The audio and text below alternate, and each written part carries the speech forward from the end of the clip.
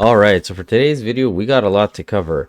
As yesterday, they had the first meeting back in the House since their little break, and I'm not sure if people are writing these things for Trudeau and he's not reading them properly or ahead of time, but he kind of stuck his foot in his mouth when this little interaction between him and Pierre Poilievre happened in the House, and Pierre just soaked it up. The Honourable Leader of the Opposition. Well, he says that greenhouse gas emissions are driving up grocery prices. He put 100 tons of those emissions in the atmosphere for his personal vacation. This is high tax, high flying, high carbon hypocrisy. Meanwhile, Canadians in Edmonton were facing minus 50-degree temperatures on which they were paying carbon taxes just to heat their homes and stay alive. Given that he gives himself a free vacation at other people's expense, will he at least allow Canadians to heat their homes without his tax? The Right Honourable Prime Minister. The Conservative leader likes to talk about the challenges Canadians are facing on the cost of living, but he refuses to take action in support of them. He chose to delay the passage of Bill C-59, which is also hurting his own caucus. That's right. Does the member for Battleford's Lloydminster now suddenly oppose maternity leave for adoptive parents? Surely the member for Cumberland Colchester won't back down on his advocacy to remove the GST on therapy and counseling services. Yeah. While the Conservative leader is muzzling his own caucus and putting himself first, we'll keep putting Canadians. The Honourable Leader of the Opposition.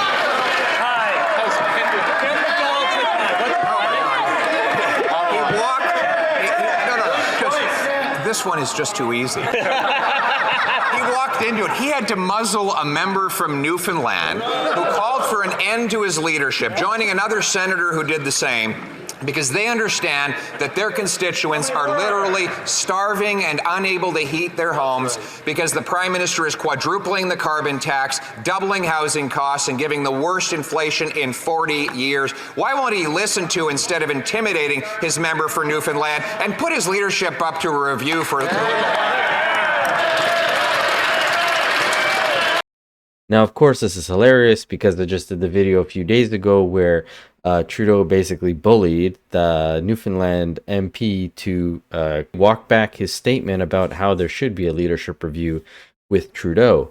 But you could hear there in the beginning of Pierre's statements where he was talking about Trudeau and his, taking his jets, going on his trips. And the ethics commissioner actually just was interviewed as a witness to this whole incident, with his trip being over $80,000. And the ethics commissioner came out and basically said there was no foul play here. Everything was fine. And the reasoning that he gave seems pretty weird. So here's his answer. Are you satisfied that the gift of the $84,000 vacation was one from a friend and not from an entity like a corporation or a company? As I mentioned, we verify allegations of friendship. We do our research, and the fact as disclosed publicly by the Prime Minister and what we found ourselves are coincident with the fact that this is a true friend who has no relations with the government of Canada. So I appreciate that, but let me be a bit more precise. So it's not a question of to me if they're friends. The question is who gave the gift. So we'll give an example. If a prime minister is friends with, let's say, a family member of Ted Rogers, and it's established, it's been ruled on by your office that a prime minister is friends with this individual. If that designated public office holder then receives free wireless services from Rogers Communications Inc. in perpetuity as a gift from the friend, but the friend is not incurring the expense, the corporation is foregoing revenue.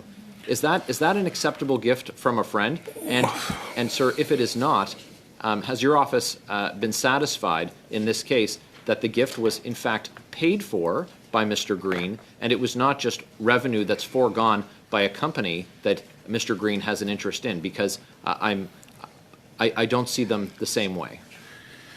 First of all, I don't answer hypothetical questions.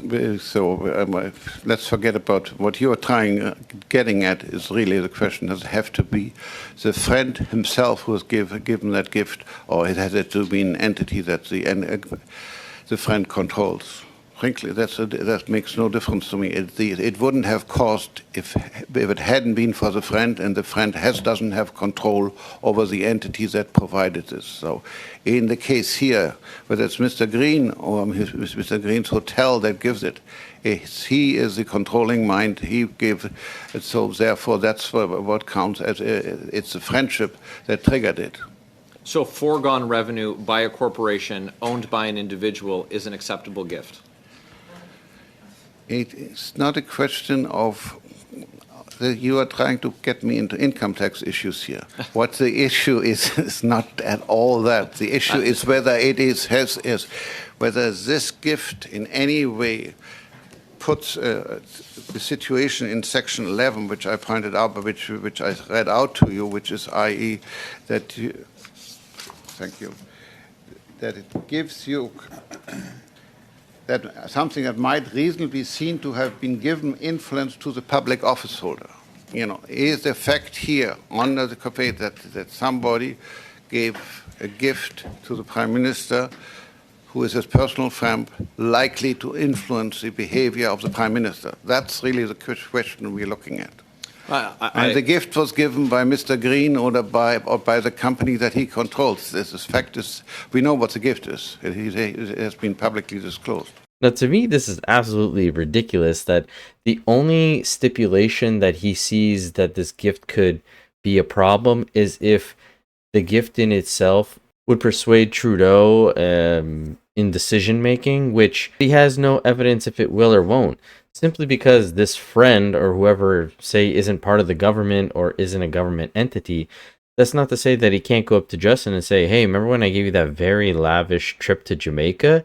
Maybe try not to pass this, or don't vote on that, or maybe see if you can do this for me. Like, just because it didn't happen in order to get the gift doesn't mean the gift can't be levied against Justin later on, which again could have been something that was stated saying like, hey, you're going to get this trip.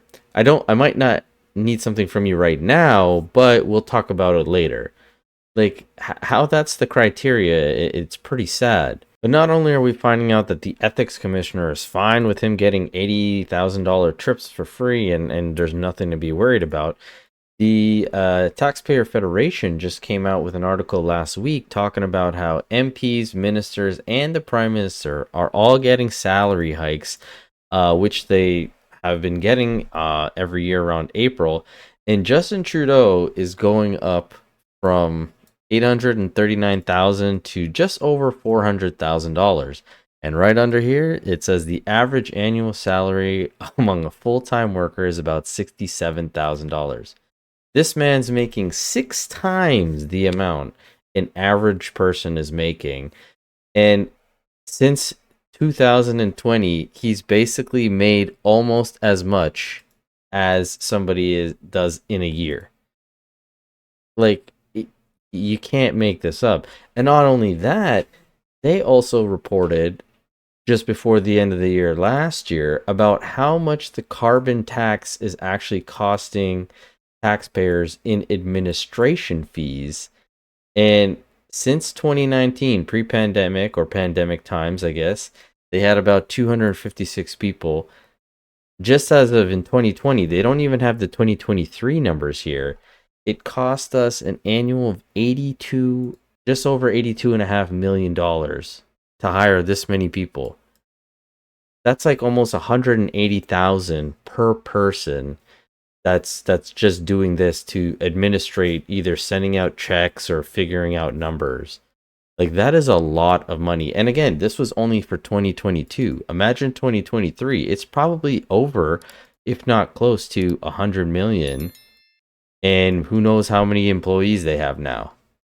So these people are making almost $200,000 just to administrate for the carbon tax.